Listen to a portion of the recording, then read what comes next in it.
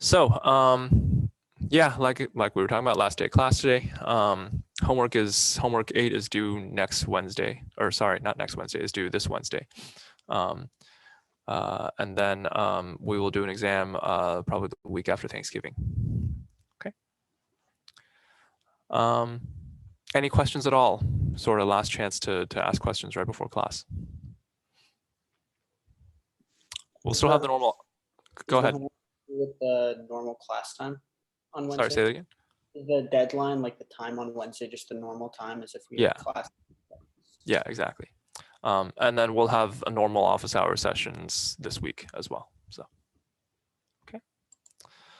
Let me go ahead and start sharing my screen. The last thing that I really want to talk about was in this class was basically continuing our discussion of creeping flow, right?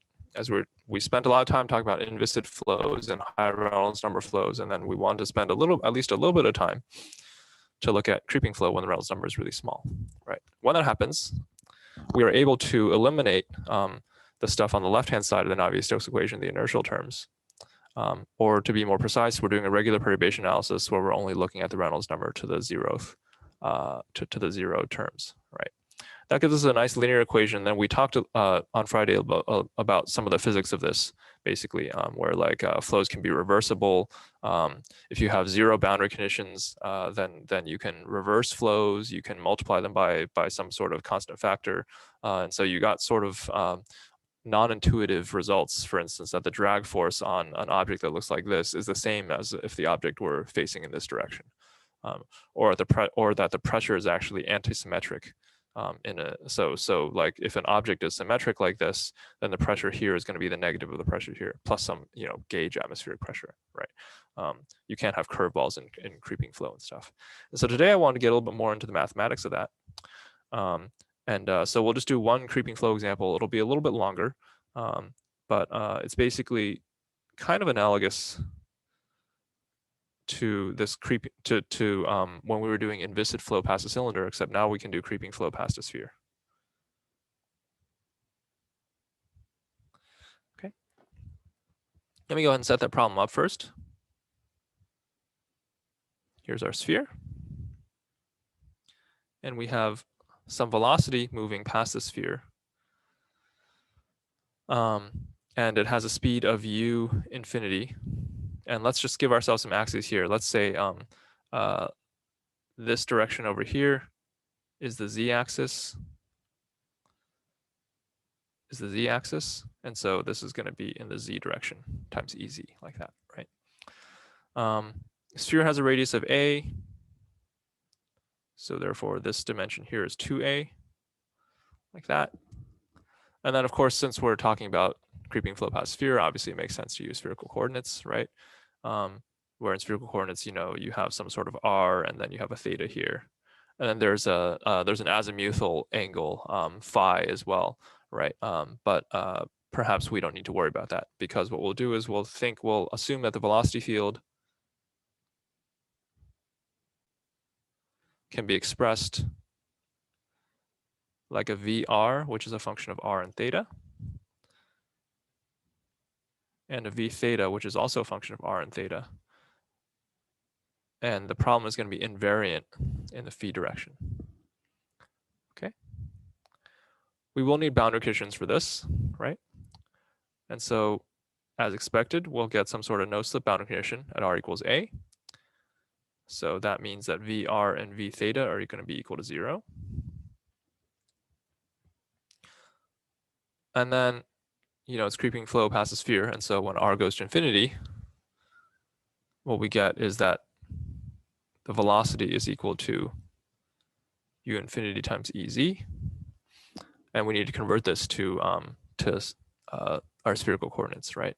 And so our conversion for the unit vectors looks like this.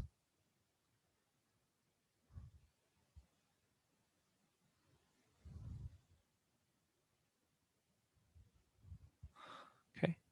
And so what that implies then is that VR is equal to u infinity cosine theta, and v theta is equal to minus u infinity sine theta. Okay, maybe you can kind of see it like, for instance, at a point over here, right? At a point over here, let's just say a point right here, for instance, E theta is going in this direction, right? And ER is going in this direction, right? And so, as you might expect, so here theta is positive. Over here, theta might be something like, let's say, pi over 2 or something, right? And it should be going in the negative theta direction because the fluid is going towards the right here, right? You guys kind of see how that works. And so the math does actually check out. Okay. Now we need to solve Stokes equation, which is this one right here, right? And the one thing that's a little bit different in this sort of equation that we have not played with in the past, even when we're dealing with a relatively simple like unidirectional flow and linear cases and stuff, is, well, specifically this is a two-dimensional flow case, right? And so in a two-dimensional flow case, we need to solve Stokes equation simultaneously with a continuity equation, and it gets pretty tricky there because, well, we have basically a VR and a V theta, right? And so to do that, we kind of talked a little bit about this when we were dealing with boundary layers and stuff, but we can use the stream function because the stream function basically automatically satisfies the continuity equation, and then it allows us to re-express Navier-Stokes equation in terms of the stream function, and then we get one equation for one unknown, the stream function, right? Now, when I first introduced the stream function, you might remember me saying a little bit about how the stream function looks a little bit different in other coordinate systems. And that is true here. We're dealing with spherical coordinates right here, right? And so we're going to have to use a slightly different stream function here.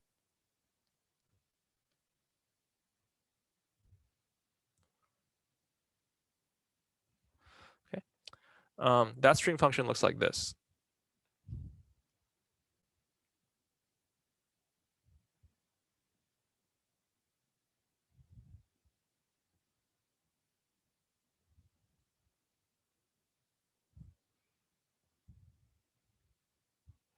See how like normally we talk about like Vx as being d psi dy and then Vy is like negative d psi dx, right? Here it looks a little bit different. The reason why is just because the continuity equation looks a little bit different in spherical coordinates, right? So the reason we do this is because this satisfies continuity.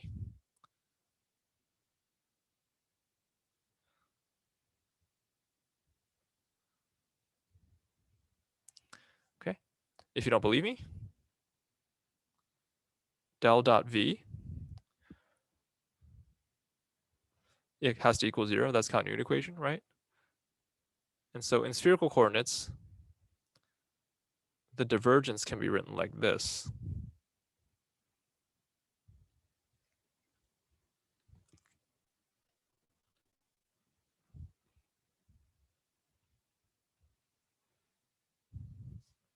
Okay, and then there's a third component there for v phi, but we're not going to deal with that, right? Because it's because we don't have a component that it's a 2D flow, right?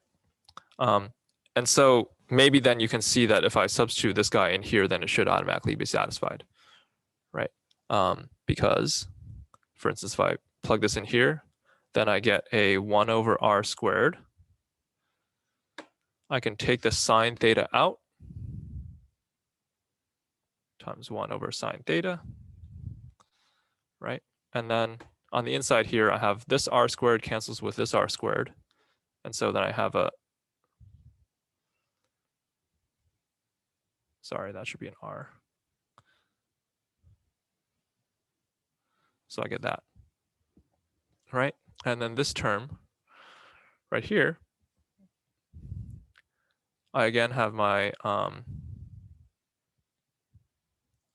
1 over r sine theta. Okay, and then on the inside, this sine theta right here cancels with this sine theta.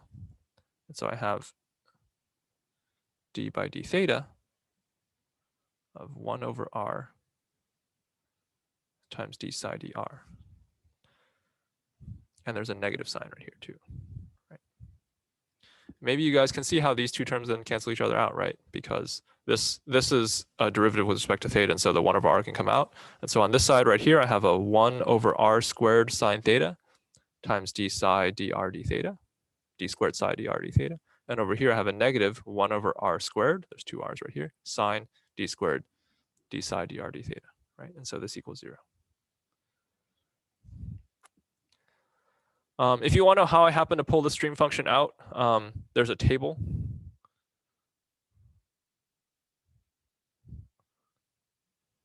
In Dean, that table is 612. I happen to have my book open to it right now, and this is in reverse for me, and so this looks really, really strange. But there's a table right there.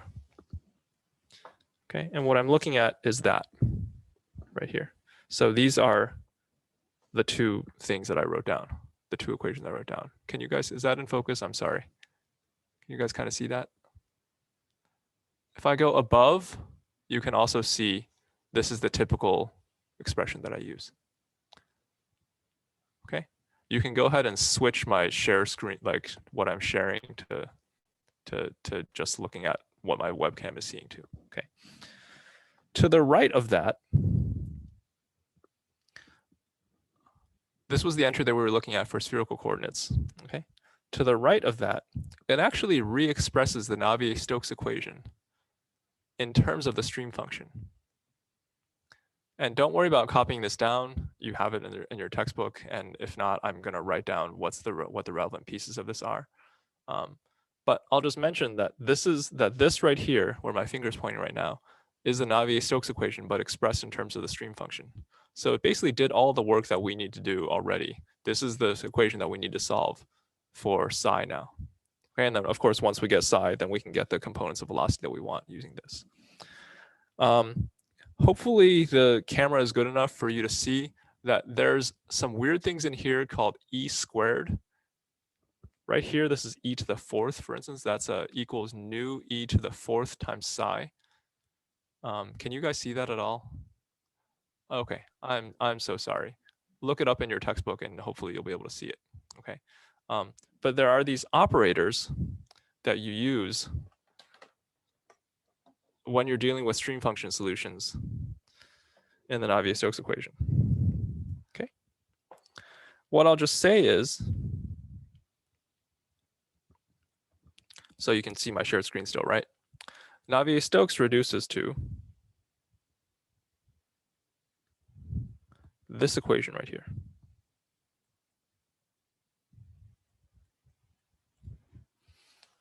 Okay. It's kind of astonishingly simple. If any of you happen to have your textbook with you and page to that, it was page 256 and page to that table, the actual Navier-Stokes equation is a lot more complicated. But luckily, we're talking about creeping flow, and so the entire left-hand side of that equation gets to go to 0 because those are all the inertial terms. Okay. Now, as I was mentioning, e squared is a special operator. It's kind of like del squared, right? If I wrote down del squared, you guys would know that, in Cartesian coordinates, that means d squared x plus d squared y plus d squared z, right?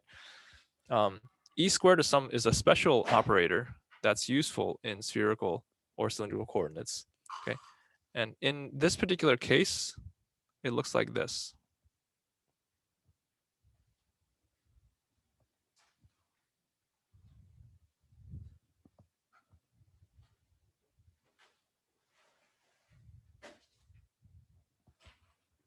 Okay.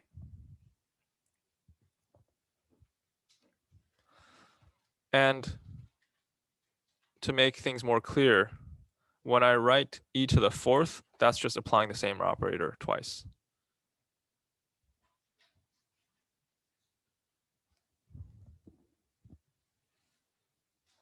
Okay. And so now the game becomes actually taking these boundary conditions and then applying it to, or basically solving this particular equation for psi. And so we need to translate the boundary conditions that we had up here into psi. It makes the most sense to first look at the r goes to infinity boundary conditions. So in that limit, the boundary condition implies this.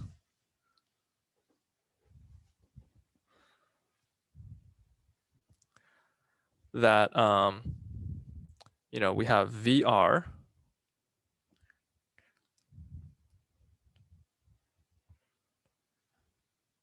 is equal to u cosine or u infinity cosine theta.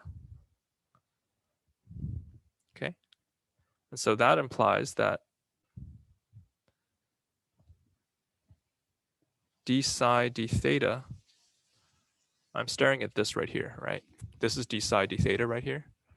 And so if my VR is u cosine theta, if I were to put that right here, that means my d psi d theta is going to be equal to u infinity r squared sine theta cosine theta, right? And of course, if v theta, as we wrote down up here, is equal to negative u infinity sine theta,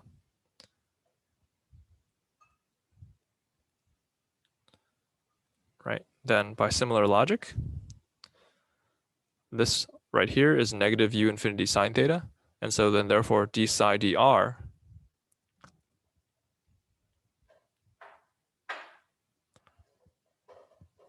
can then be r times sine squared theta, right? R times sine theta, and then on the left-hand side here will be u infinity sine theta. So it'd be u infinity.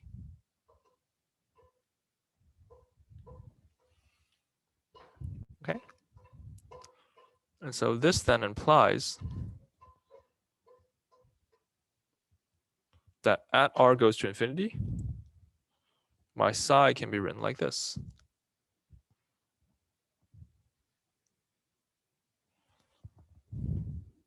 You guys see that?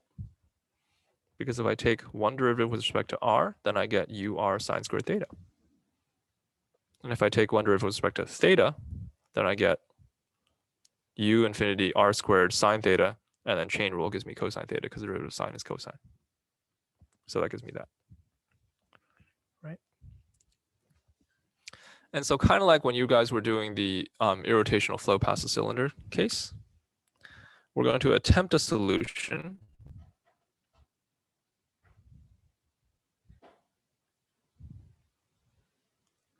One quick question: would there, like in any scenario, or I guess not even just that we would see in this class, like a method to get that psi from those two sort of simultaneous setups there? In this case, Yeah. does that sort of always fall out quite neatly in most cases, or? Yeah.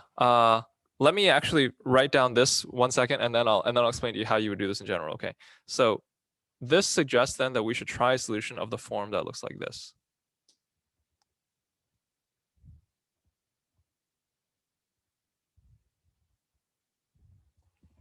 Okay. It's kind of like how in the cylindrical case, the irrotational flow path cylinder, we also tried like f of r times sine theta or something like that, right? In this case, because it looks a little bit like this, then maybe we can try it like this. What I'm kind of sweeping under the rug is that this problem is particular, like, you know, even though we were able to get a single differential equation like this, it's still not easy to do because it's a partial differential equation, right? Where psi is dependent on r and theta, and so we need to solve for that, right? You guys know how to solve partial differential equations, right?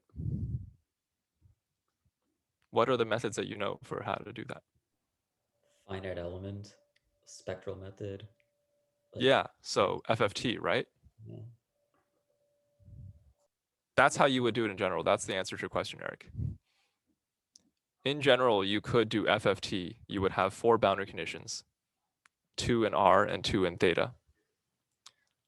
And then you could figure out what the problem is in general. We're not doing that here because if we do this then and we plug it in, then what I'll show you is that the stuff cancels out well enough such that you can just get an f of r. And you have only an equation in terms of f of r. Okay. And so let me actually plug this into the equation to get that. I'm going to start skipping a few steps because the algebra is just not interesting. But let me go ahead and let me go ahead and just show you guys what this looks like. Okay. So first, let's calculate this because e to the 4th, as I mentioned, is just this. Is just the operator times itself. Let me at least just show you what the operator would actually look like, or what it would look like when we apply the operator. This is this right here, right? And so what I should get is d squared f dr squared times sine squared theta. Okay, that's just the partial of this with respect to r squared, or the second partial is with respect to r squared, and the sine squared just couldn't come out because it doesn't depend on, this derivative doesn't depend on theta, right? And then same thing on the right.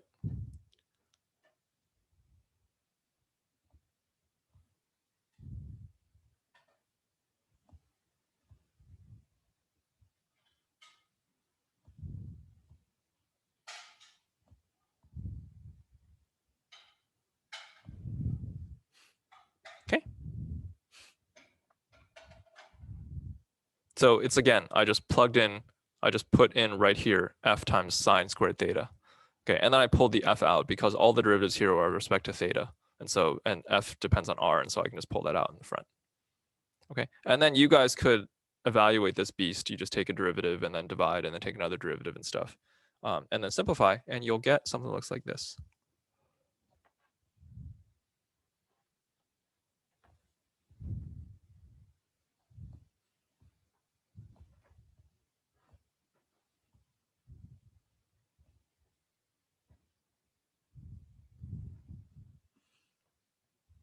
Okay.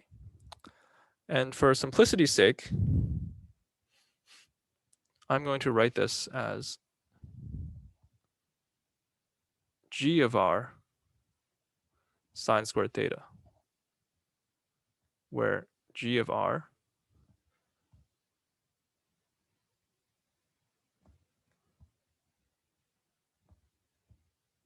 is equal to that.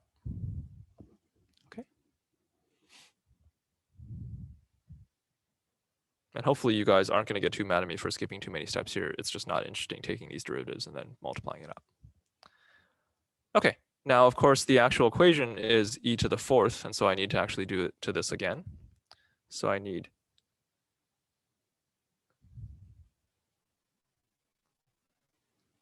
that.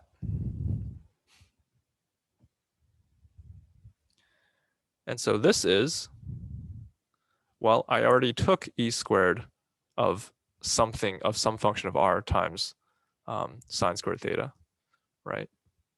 And so if I need to do it again, if I take an e squared of g of r times sine squared theta, then I should just get the same thing here, except now in here I have g's. So I get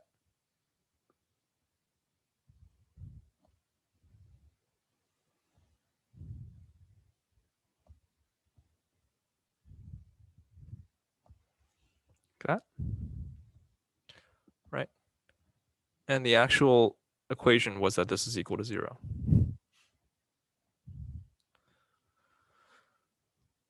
And of course, I have a function that I want, or I have an equation that I want to solve for f, and so I can plug this guy into here. So I get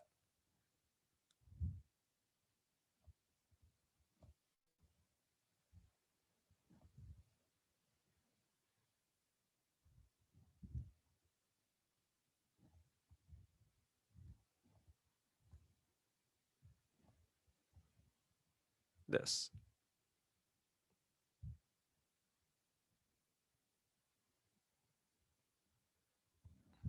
Where I canceled out my sine squareds from both of the terms. Okay. And again, more algebra. That's just not interesting. Okay. I can take a derivative. This gives me a fourth derivative, for instance. This guy over here, I have to be a little careful because I have to do a product rule. This f and the r squared all depend on r, and so I'd have to expand out the product rule and stuff.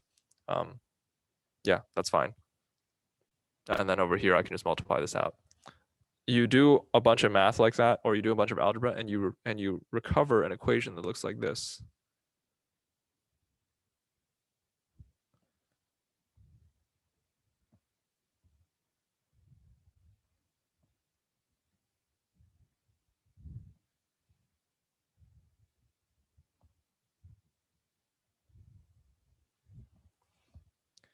And that's a differential equation that we can solve. It's an ordinary differential equation.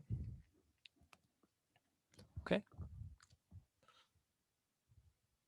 The general solution to a differential equation that looks like this, it's actually, we talked a little bit about this when we were dealing with the flow past the cylinder case, is we're going to try a solution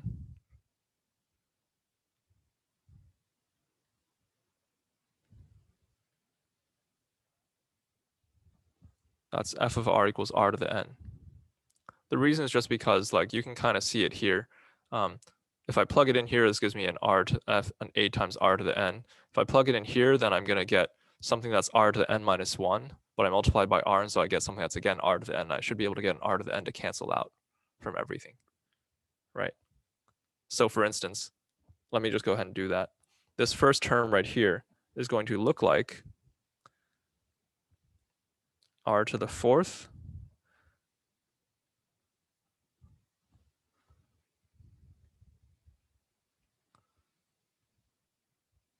times that, right?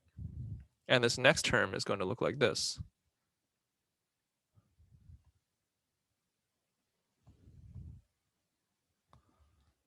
Okay, and the next term is going to look like this.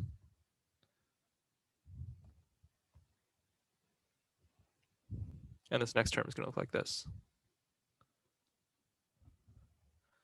And you can see that the powers of r in all of these terms is actually just r to the n, so I can just cancel that out. I end up with an algebraic equation for n that I can solve. It's a 4th order algebraic equation. It's a polynomial. Okay, you guys remember how to factor polynomials from like high school and stuff, right? And so you can solve that polynomial, and what you find is that that polynomial has 4 solutions. Okay, and so in the name of differential equations, then that implies that there are 4 possible solutions, and it's just a linear combination of those. And so just to plug it all back into what we had for psi, our f looks like this.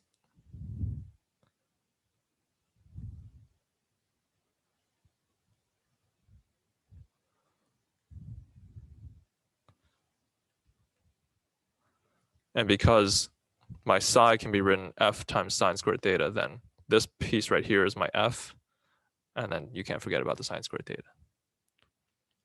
Sorry, Mitchell. Yes. That should be minus 4r squared and n minus, right? Yes.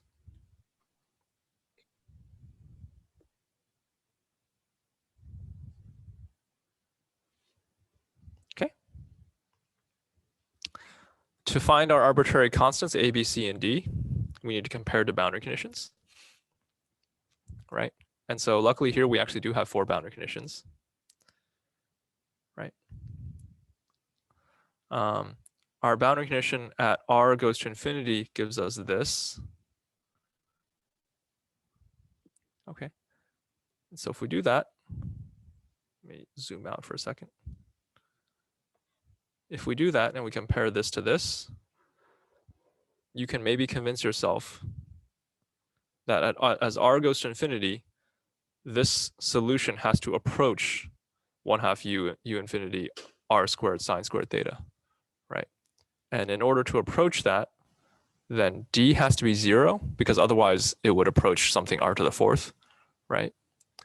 And c has to be, well, 1/2 u squared, or 1/2 u infinity, right?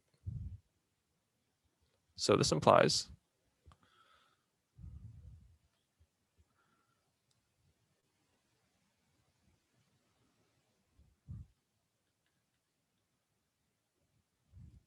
at r goes to infinity to find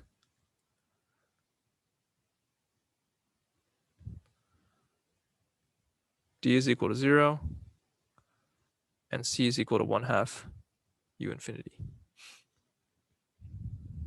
Okay. And so then now all we have to do is find a and b. And it turns out that the easiest way to do that is to actually calculate our VR and v theta. That's just because our other boundary conditions at r equals a are expressed in terms of VR and v theta. And so we're going to need to solve according to that. So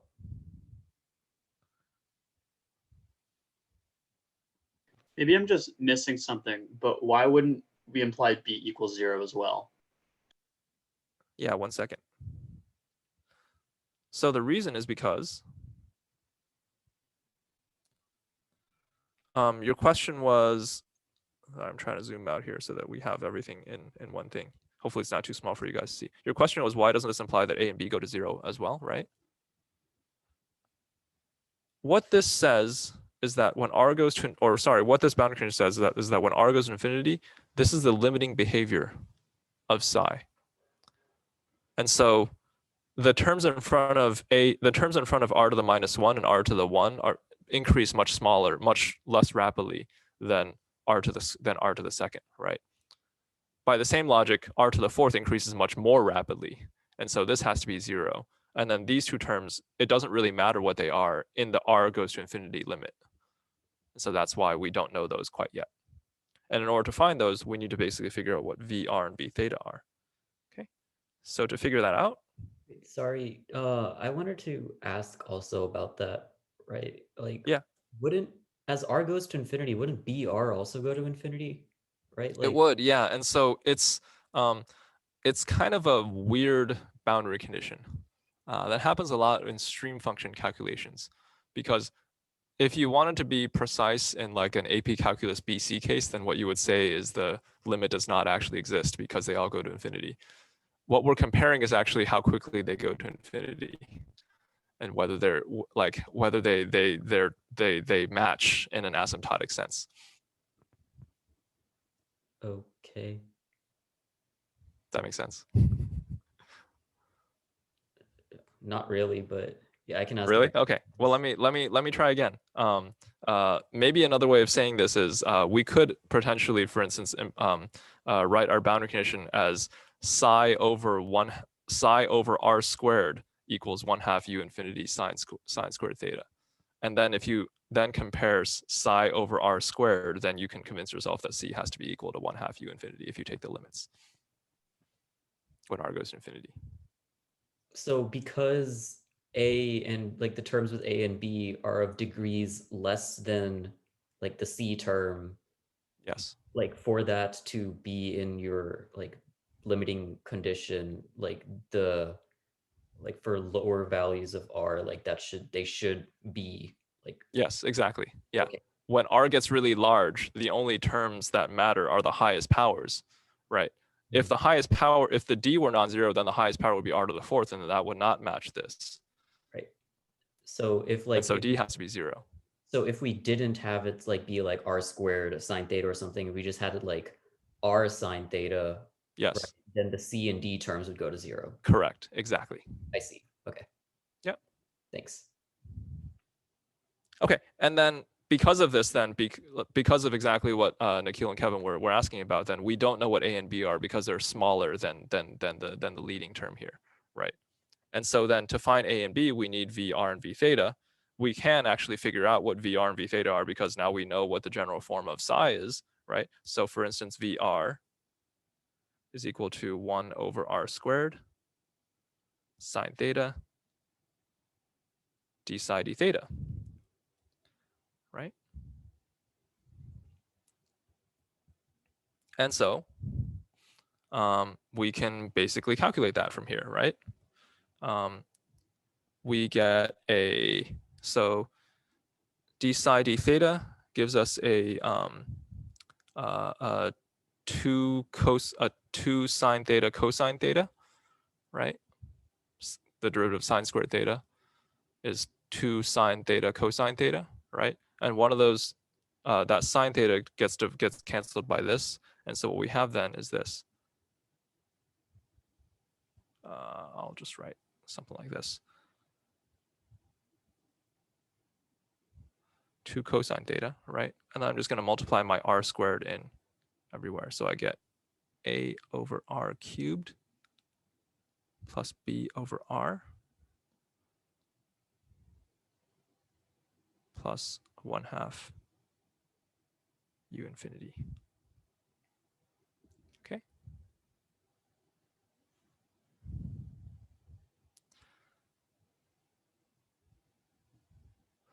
And then v theta from our definition looks like this.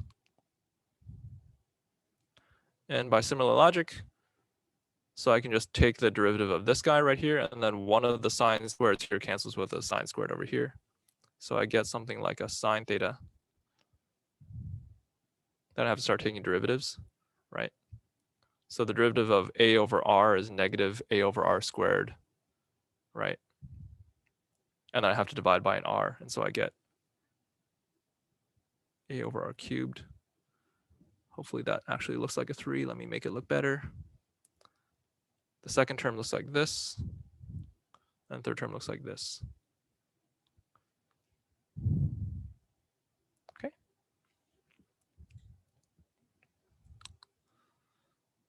And the boundary condition is that both of these have to equal 0, because that's the no-slip boundary condition, right? And so if you take these two equations and solve them simultaneously for a and b, what you get is a can be written like this.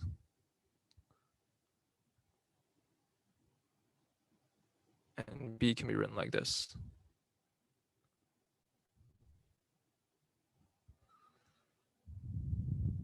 Okay.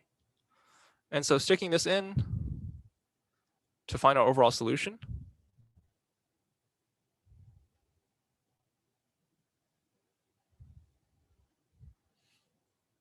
we get that psi as a function of r and theta in a nice and neat, tidy way. Looks like this.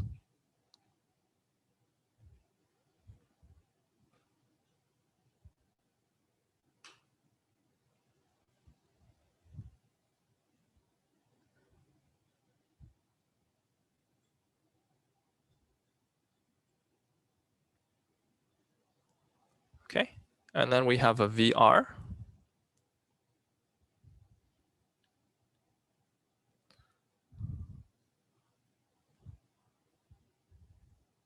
Which again, I can write in a tidier way than what I had above.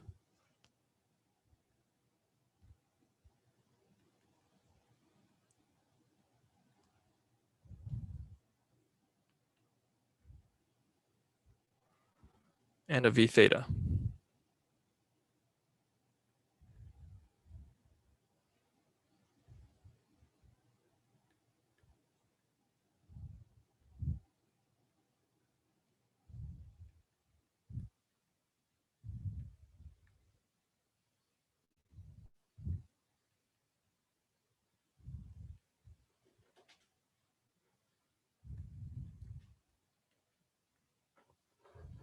Okay, I skipped a lot of steps to actually like just do this, but none of those steps are really that interesting. It's just taking derivatives and doing a bunch of algebra or something. Hopefully you can take this on faith that what I'm doing is that what I'm showing you is right. If you don't believe me, perhaps you can look at the limiting behaviors and look at the boundary conditions and show and convince yourself that it's true. For instance, we know that at r goes to infinity, VR should look like u infinity cosine theta. That's what you see here because all these terms will go to 0, right? V theta should look like minus u infinity sine theta. That's what we're seeing right here as well. And then when r equals a, this term right here looks like 1 minus 3/2 plus 1/2, so that should be 0. And V theta should be 1 minus 3/4 minus 1/4, which is also 0. Okay. And in a second, I'm going to plot this and then show you that this actually looks somewhat reasonable as well. So like I said, I'm not going to spend the last day of class slogging through a bunch of algebra, but hopefully you guys sort of see the overall idea for how to solve these sorts of equations and solve these sorts of scenarios using these sorts of weird operators and stuff, and then getting to a final solution. Was there a question? Okay, if not, cool. The last thing we also needed to do was, yeah, sure. First, for the Navier-Stokes equation, like the creeping flow equation, how does it reduce to E fourth string function? Because I think there's a gradient pressure term inside the that actually just cancels out. It's hard for me to show you this right now, but yes. So we did not make any assumption on pressure gradient. No, we did not. Okay. Yeah, but we are going to have to use an equation that looks maybe closer to that to actually calculate the pressure, because that's a good segue into what we're actually doing, because we have to basically then use the original Stokes equation to calculate what the pressure is going to be. Okay, and so using this, you have your VR and your V theta, and so then you can calculate this, and then you can calculate the pressure based on that. Okay, that's even more algebra and even more of a slog, and so I'm not going to do too much into that. I'm just going to show you guys what del squared V actually turns out to be, and then we can maybe just take one integral to figure out what the pressure is going to be. Okay, so what we get once we plug everything in, so I'll just say use Stokes equation to find the pressure. Okay, to do that, and you'll actually see it in Dean too. In Dean, they basically say it's an incredible slog to actually do this, and so we're not going to show you guys the actual math for how to do it. Okay, there is a more clever way of doing it, but I'll encourage you guys just to read how it actually works. What you get is that dp dr is equal to 3 mu u infinity a over r cubed times cosine theta. Okay. And so then as a result, you can take one integral here and you get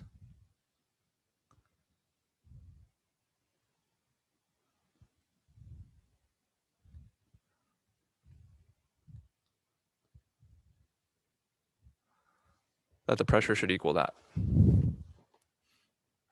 Okay. All right. So let me go ahead and plot this for you guys. Okay. To plot this, we'll do what we did before. We're first going to convert to Cartesian.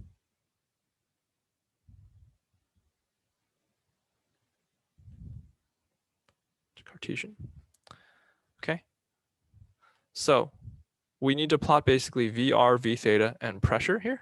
The pressure is relatively easy to plot. We just need to convert the R and the theta into X and Y and Z and stuff. We can just ask MATLAB to do that for us, okay? To do these, then we actually need the unit vectors and stuff, right? And so we need the fact that ER can be written like this.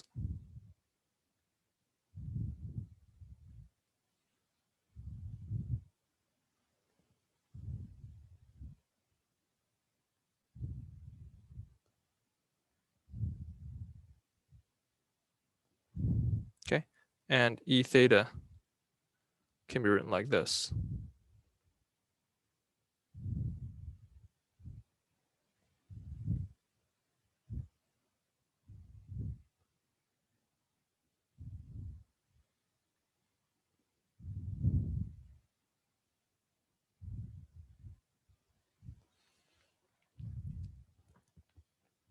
Okay, and of course, as I mentioned, we can also plot the actual, we can also convert the actual coordinates.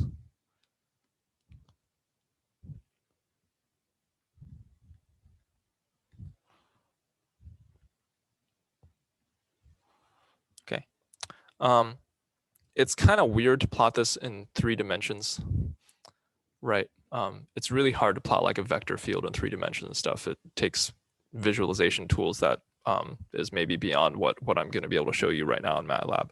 Instead, what I'm going to do is only plot on the XZ plane.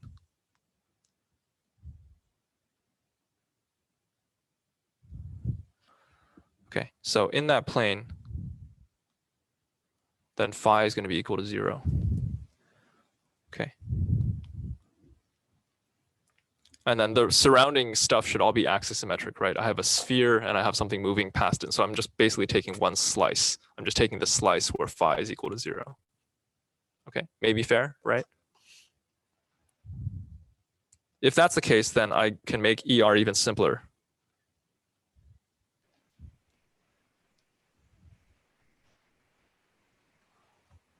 And then my E theta is going to look like this.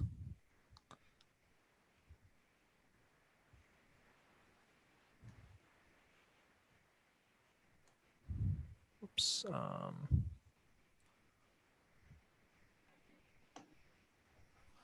Okay. And so then because V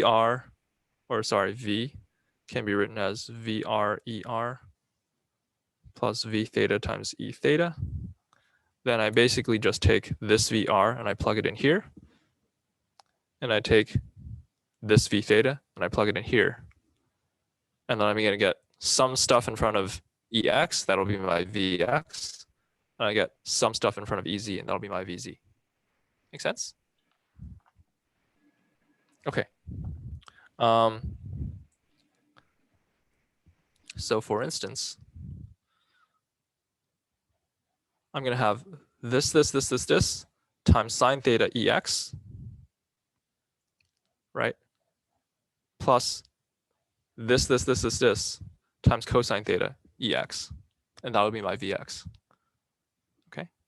And for my EZ, or for my VZ, I'm going to have this times cosine theta EZ minus this times sine theta EZ. Okay. And so I'll just say this gives me VX EX plus VZ EZ.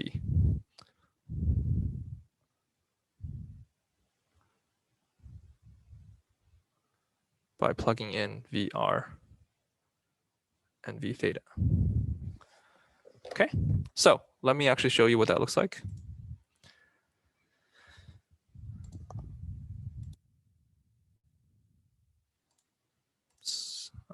Here's my MATLAB. Just like before, I'm going to have a grid of X and Z values, and I'm going to calculate the R value of the radius of every point on that grid and the theta from every point in that grid. And just like before, I'm not going to care about the points that are actually inside the sphere. Okay, and here's the quiver command. This is my Vx. This is what I get if, like I mentioned before, I just plug it in and then extract all the stuff in front of Ex. And this is my Vz. Okay, and then all the other stuff for plotting it. To do a pressure, I'm going to do the same thing. Okay, because I'm going to have a little bit of a finer grid. Okay, and then here's my pressure term right here. That's this right here. Okay, mu I'm just setting to be 1, u infinity I'm setting to be 1, r I'm also setting to be 1. And here's the cosine of theta, and here's the r squared on the bottom right here. Okay, run. Here we go. Sure.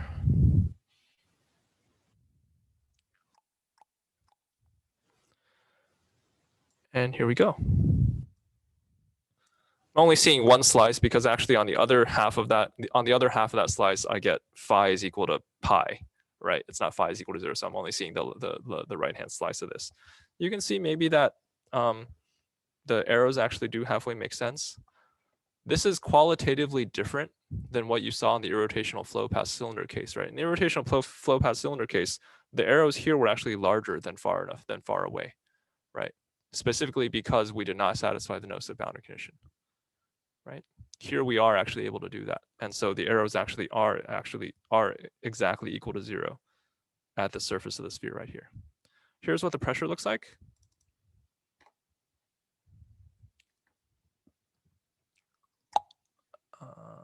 I'm trying to, here's the rotating thing.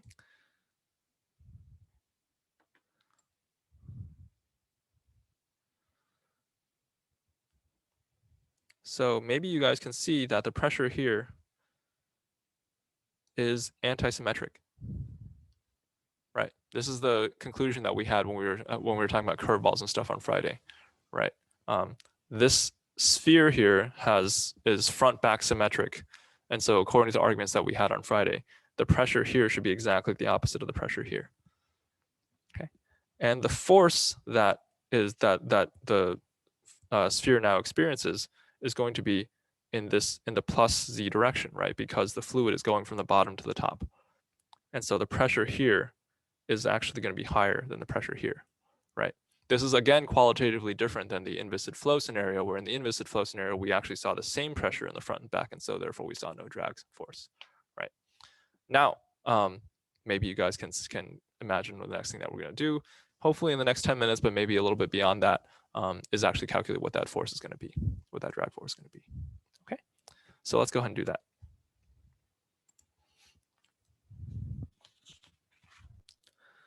Okay.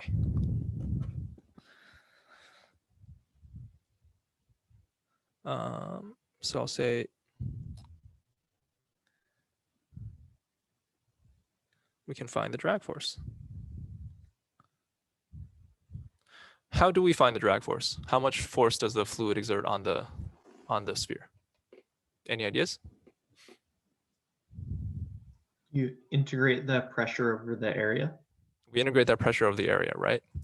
That is almost correct. The one thing that you are not mentioning is that there's also a viscous force, right? And so you have to integrate over the entire stress tensor over the area. And so it's kind of fitting on the last day class, we get all the way back to stress tensors and then like how to do integration. And then there's also going to be a little bit of tensor and vector stuff too, because we need to make sure that we're actually adding all the forces and stuff together. Okay, so this goes way back to the very beginning of the class, like when it was still warm out. Okay, so to do that,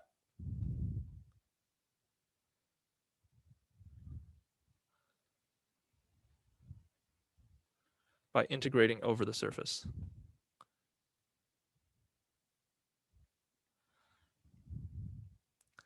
So the total force on a small area of the surface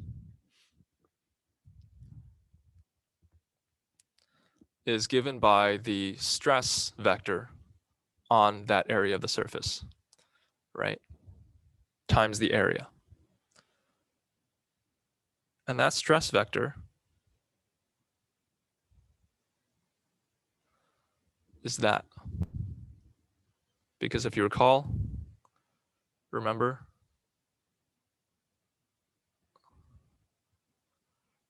that equation, right?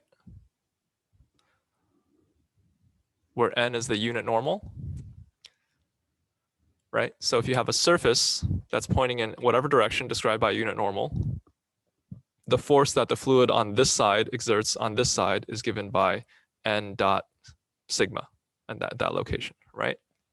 And so if we want the actual force, then we have to multiply by an area. And in this case, the unit normal is ER because that's what's pointing out of the sphere, right? Now, the relevant terms of the stress vector or of the stress tensor that matter now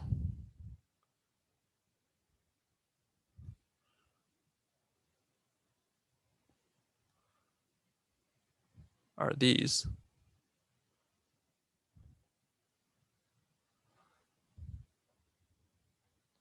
Okay. There are other terms in the stress tensor, but they actually all just go to zero.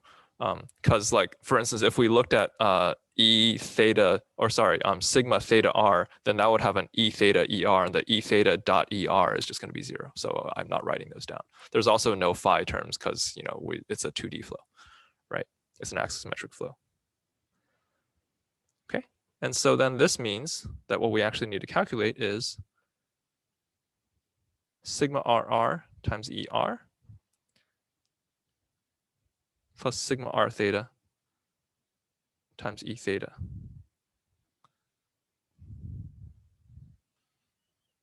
Okay. Now this is a vector equation, and so that's annoying because there's actually 3 equations. But we kind of know a priori which way the force is supposed to be pointing, right? The force that, like the total force after you integrate everything is just going to be pointing in the plus z direction because the fluid is going in the plus z direction, right? And so maybe the only component of this force that we care about is only in the z direction, right? And so let's only evaluate that. You know, I can tell you just a priori that like if I were to evaluate the x component, all the stuff will cancel out because there should be no force in the x direction, right? Okay, you can do this as an exercise, and hopefully after you integrate it, you should show that everything should cancel out. Okay, but what this implies is that if I only look at the z component,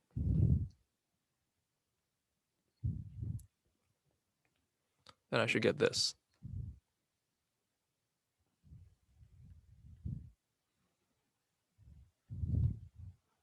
Okay, and that's just because ER is cosine theta EZ, and E theta is negative sine theta EZ, and so I'm only looking at the z component. Okay, and so I need to integrate this over the entire surface of the sphere, and so FZ is now I need to integrate.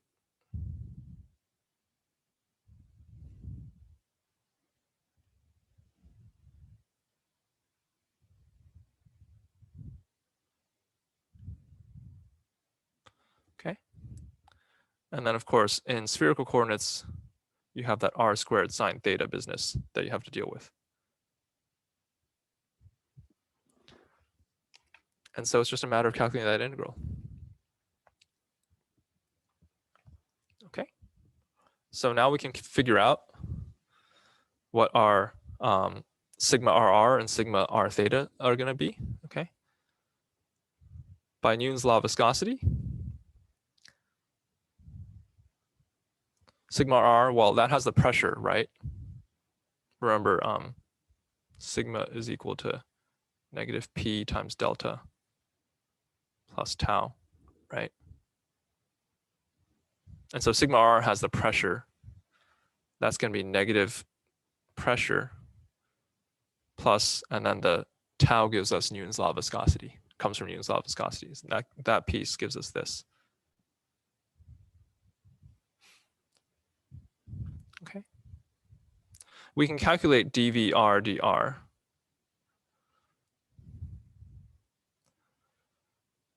My UR is up here, or my VR is up here, and so I just need to take one derivative with respect to R, and then I'll get it. Okay. What I get is this. If you have on a piece of paper separately, maybe you can follow along. It's going to take me forever to scroll up and down, and so I'm just not going to do that. I'll just write down what the answer is.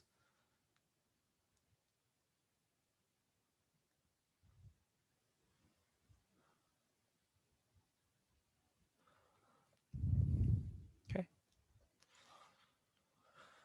And so once I calculate that, then I realize that this has to be equal to 0 at r equals a, right?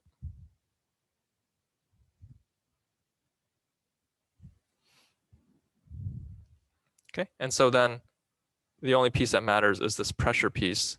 The pressure is right here.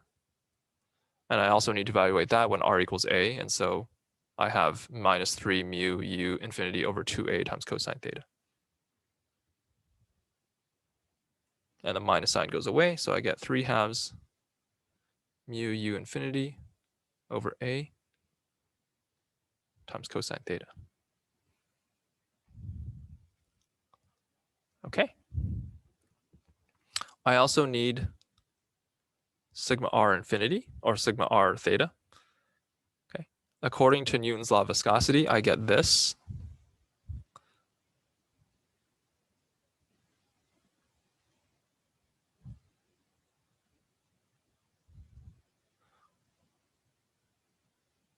This is more complicated than what you're used to, but that's just because we're in spherical coordinates. You can just look up what this actually is. Okay. We have two terms here. We need to calculate what those two terms are. dVr d theta, for instance. Again, I can just take what VR is and then take that derivative. It's fairly straightforward.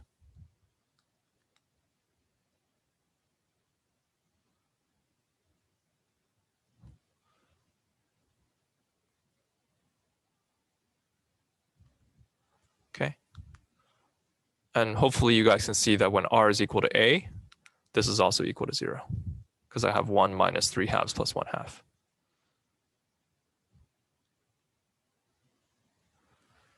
Okay.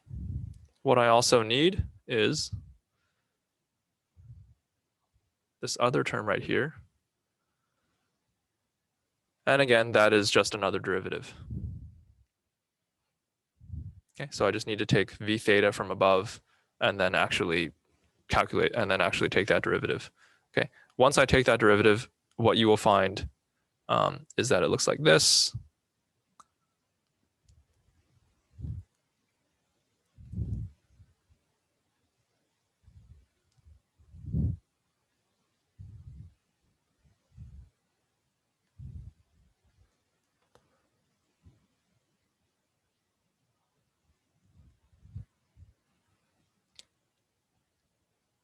And if you plug in r equals a, then what you get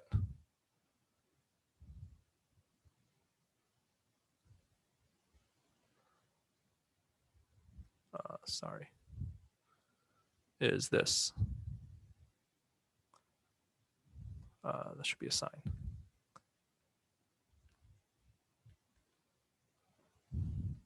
Okay, and so therefore, sigma r theta is equal to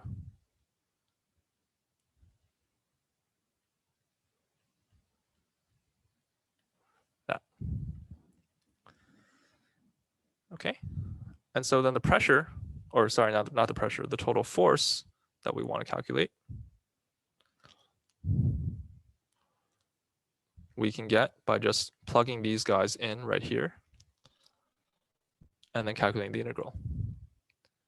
Okay, I can pull out the integral in terms of phi. That's just going to be 2 pi. Should be pretty straightforward, right? And I'm going to pull out the a squared, so I get 2 pi a squared times the integral from 0 to pi of this first piece, this times this,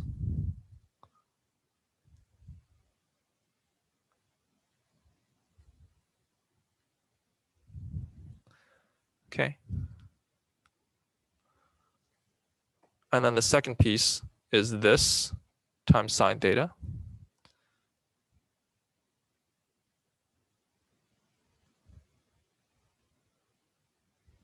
Okay, times sine theta d theta. Okay. And this is actually not a hard integral to evaluate. You notice that this is actually just cosine squared plus sine squared, and so that just gives you 1. So you just have to integrate sine theta. Okay. The actual answer. So just to write that piece down.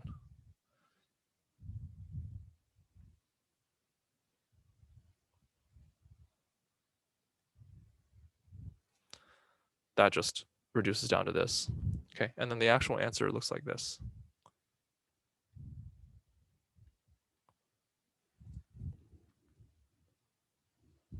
Okay, this is a famous enough result. Let me actually write this piece down here so that I can draw a little box over it. This is a famous enough result that I want to draw a box around it. It's called Stokes' law. And if you do any research later on in colloids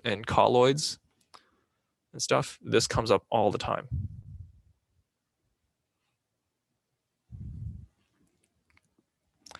Because in many cases you consider a colloids as a sphere, basically, and then you care about how much force is required to get that colloids to go. And then, of course, when we're talking about colloids, we're talking specifically about low Reynolds number, right? In fact, if you're measuring something like some of you guys who do like soft matter or nano stuff might do something called a DLS experiment. It's called a dynamic light scattering experiment that calculates a hydrodynamic radius, and that's basically this A. Okay, so this is called Stokes' law.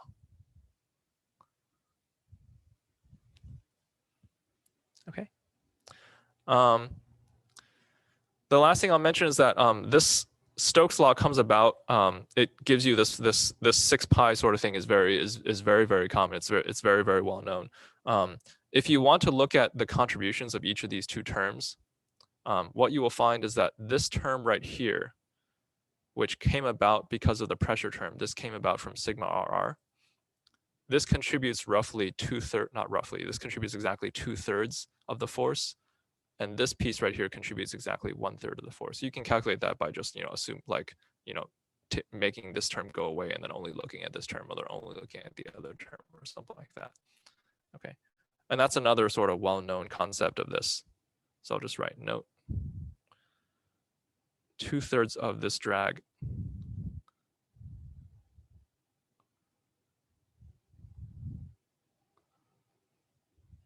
comes from pressure. That's called, as we talked about a little bit earlier,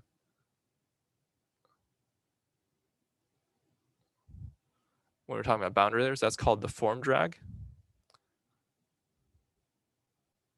And 1/3 comes from viscous effects.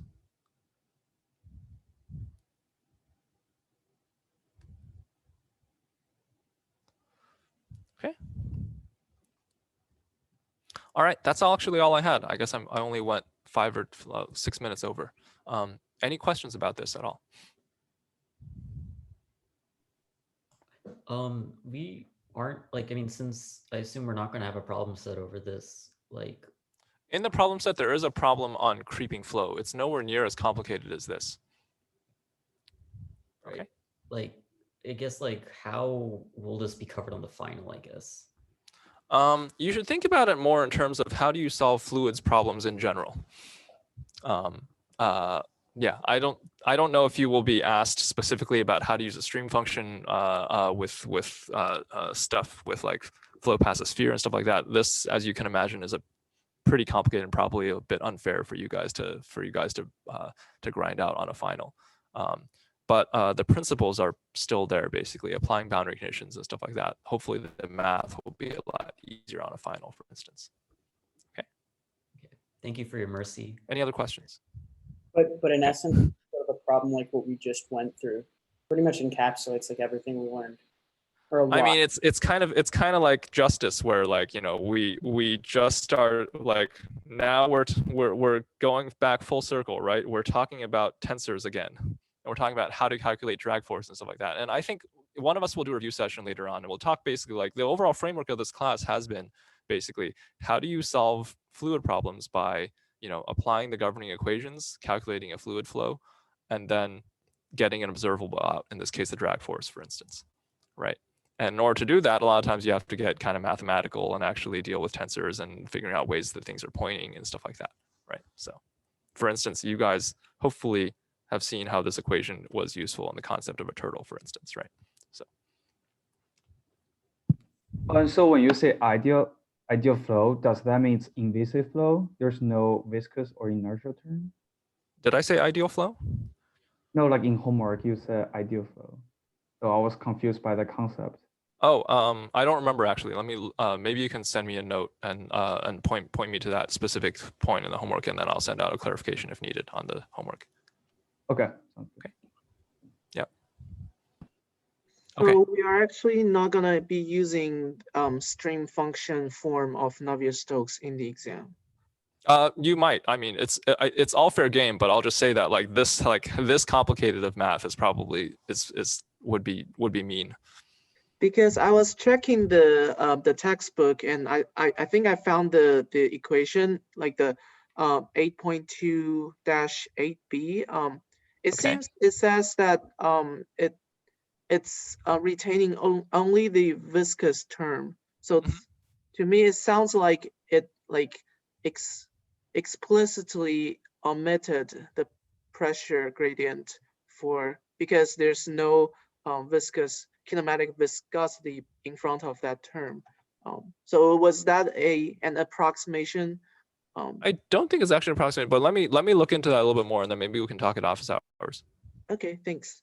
Okay. And just to make sure I understand this, the form drag actually is also a fact of that we are having viscous liquid. Yes, I'm being semantically inaccurate here. All of it comes about from viscous effects. Like none of this would happen if we did not have viscosity. But you know, the form drag comes directly from the pressure effect. And then this actually comes from like using Newton's law of viscosity and actually calculating the viscous stress tensor. Yes. So the deviatoric. Yes. Yes. Okay, thanks. Okay. All right. It was a pleasure having you guys in class. This is the last lecture, as I mentioned. I hope whatever you guys decide to do for Thanksgiving, what your plans are, I hope you guys stay safe and have a nice holiday. Okay. And I'll be seeing you guys for review sessions and office hours and stuff. And I'm sure I'll see you guys around. Oh, you know what? I'm at home right now, and so I can do this.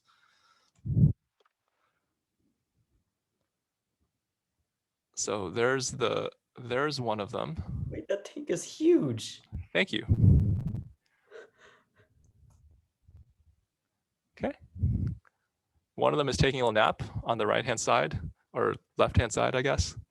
And then the other one is having a little fun. All right, cool. Take care, guys. Thanks, Mitchell. Thank you. Thanks, Mitchell. Later. Thank you.